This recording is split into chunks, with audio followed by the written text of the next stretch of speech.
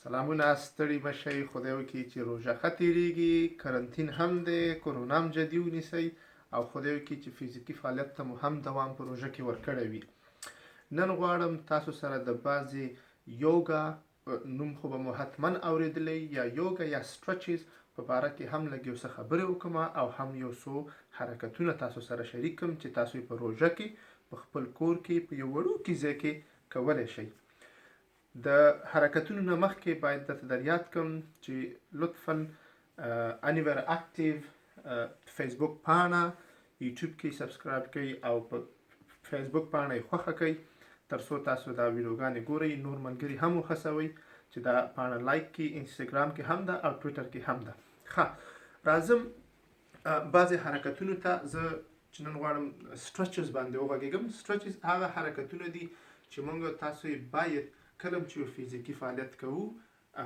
د هغې نه مخکې په نرمش کې هم وکولی شو او کله چې موږ خپل ورزش یا فزیکي فعالیت خلاص کړو د مثال په طور موږ منډه وخو یا کلب ته ځو وزن اوچتو د هغې په اخر کې باید هم سټرچز یو 15 دقیقې یا 10 دقیقې وشي چې کول ډاون ورته ویل کېږي د هغې ګټې خورا زیاتې دي د یو ګټه یې دا ده چې انسان د خوږوالي نه یا انجري نه بچ کوي بله ګټه یې دا ده چې هغه بلډ فلو او هارت ریټ چې ورته وایي لکه د وینې حرکتونه او د زړه حرکت ورسره بیرته نارمل ته راځي او بل کله چې موږ یوګا کوو یا سټرچز کوو موږ په عام توګه باندې په ژوند کې ښه لکه زموږ جوینټس چې کوم دي بندونه چې دي دا هم خوږېږي نه عضلې چې دي یا مسل دا هم پکې وده کولی شي نو زه غواړم چې په ډېر اسانه توګه باندې تاسو ته نن یو څو حرکتونه وښیم امید ده چې ستاسو خوښ شي او د نورو سره شریک کړئ روژه ده ډېر ثقیله حرکتونه نشو کولی نو دا یو ښه حرکت دی چې باید دوام ورکړل شي ځای په ځای باندې کینو صحیح ده تاسو وګورئ زه کېناستم یو خپه مې راټوله کړله صحیح ده اول نرمش ورته ورکوو او یو خپه مې وازه کړله زما خپې ته که تاسو وګورئ ښکاري به تاسو ته زما زنګون هر څه خپه مې ځمکې سره لګېدل ده دلته مې خپې ګوتې چې دي زما طرف ته دي نو زه ځای په ځای ناست یم خېټه مې دننه ده سینه مې بهر ده او ملا مې هم سیده ده صحیح ده دغسې کښېنم یو 10 سکنډ لپاره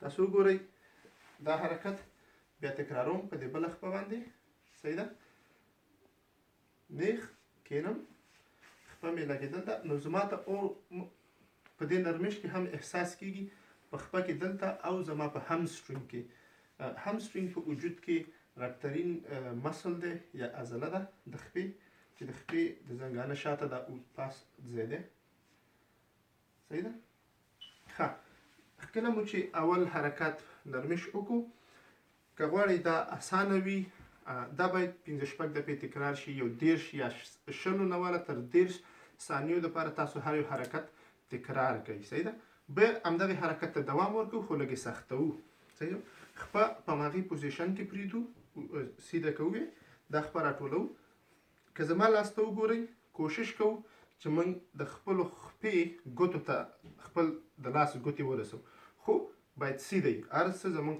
سیده وي صحیح ده کوشش کوو چې په قلار سره موږ ورسېږو کله چې موږ کوشش کوو چې خپې ګوتو ته رسېږو نو زموږ په خپه کې درد راځي نو هغه ځای کې تاسو ودرېږئ کوم ځای کې چې درد شروع شي دا 20 سکنډو دپاره په خپل وخت کې تکرار کړئ په هر یوې خپې باندې صحیح ده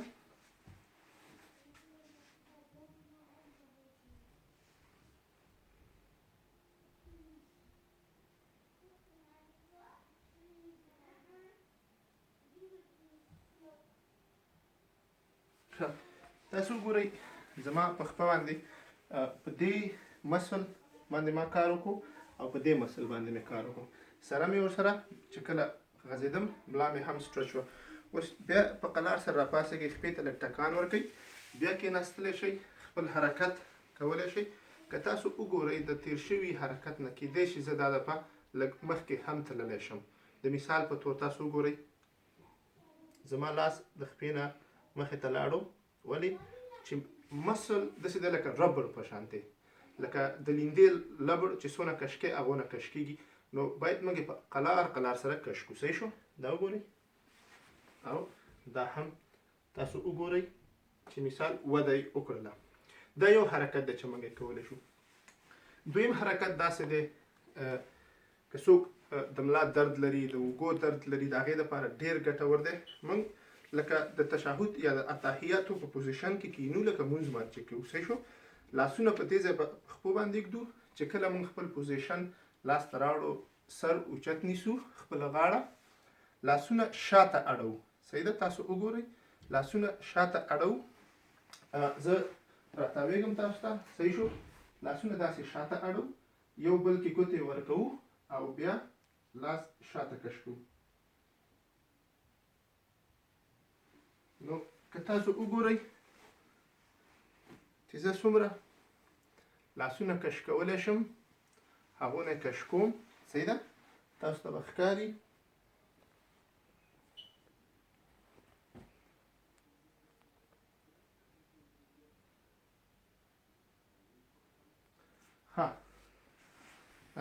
دا حرکت کولی شو 3-4 دقیقې دوام ورکولی شو او همداسې بار بار کش کولی شو. دا حرکت مو چې وکړو 4 دقیقې نو هم ستاسو په ټرایسپس باندې کار کېږي، په اوږه باندې هم کېږي، په ملا باندې کېږي، او کوم دردونه چې هغه ورسره هم وځي او یو ښه ورزش هم دی. راځم دریم ورزش ته مې چې بیا موږ ځای په ځای کېنو او خپې داسې راټولوو. صحیح شو؟ کله مو چې خپې یو بل سره داسې راټولې کړې زموږ څنګل د خپو د زنګانه خواته دغلته چې قوطې راځي په دې ځای باندې ایږدو. خپې راټولوو ځان ته او کوشش کوو چې خپو په څنګلو باندې او د خپې لاندې کوشش وکړو چې ښکته یې کړو.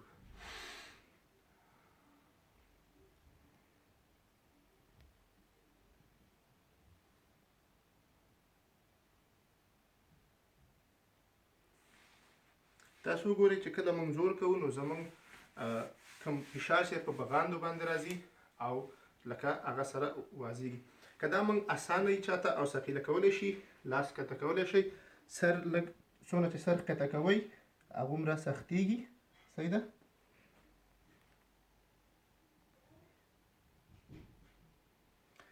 کوشش کولی شئ سر خپل خپو سره هم ولګوئ که څوک یې کولی شي، خو په ډېر په آرام توګه باندې. څلورم حرکات مې دا دی د هغې خلکو دپاره خصوصا ډېر به ګټور وي چې څوک په سټ کې ورمیږي یا هغې کې درد ولري. هغه دا دی چې موږ ځای په ځای باندې کینو، بیا د تشهد پوزیشن ته راځو، چپ لاس راخلو، خپله ښي سڼه پرې رانیسو د سر او کوشش کوو په قلار سره سر ورمیږ لږ کوږ کړو.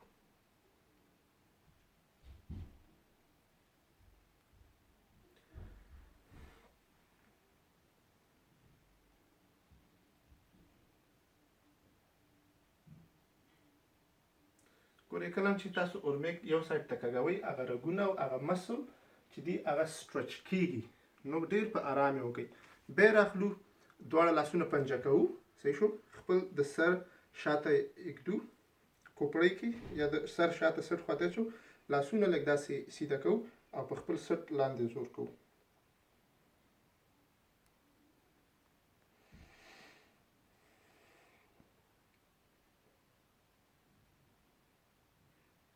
دا تاسو په پاس ملا کې تاسو ته احساس کېږي چې سټرچ کېږي او سټ. بیا دا غټې 2 ګوتې راخلو، خپل زنې لاندې ږدو او خپل اورمیږ پې اوچتوو.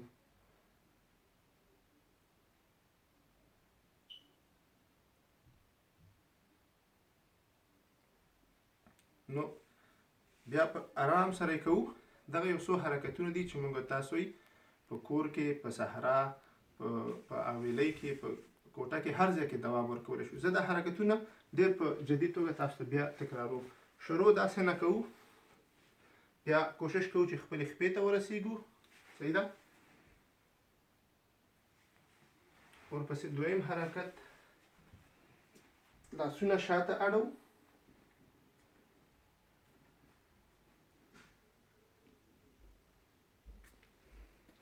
دریم حرکت ځای په ځای کینو او خپې هغه کوو، او څلورم حرکت دا چې موږ خپل د سټ یا د اورمیګ